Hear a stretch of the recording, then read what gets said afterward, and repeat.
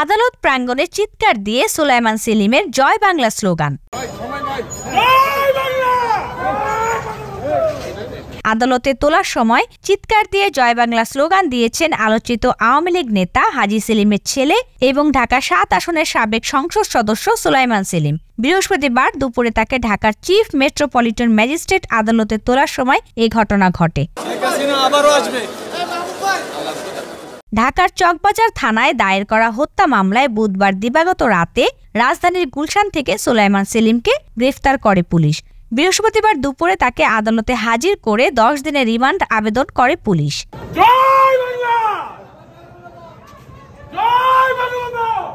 তবে মামলার মূল নথি থাকায় পরবর্তী ধার্য তারিখে রিমান্ড শুনানি হবে বলে জানায় আদালত। আর সাবেক এই এমপিকে কারাগারে পাঠানোর আদেশ দেন আদালত। রাকিবের বাবা এই মামলাটি করেন, যেহেতু আজকে মূল নথি ছিল না, নথিটি আমাদের উচ্চ আদালতে ছিল, সেই জন্য তার রিমান্ড প্রার্থনা আজকে শুনানি হয় নাই।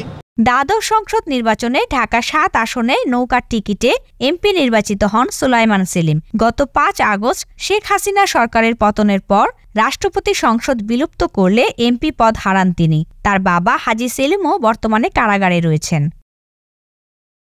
CIP TV Bangla news desk.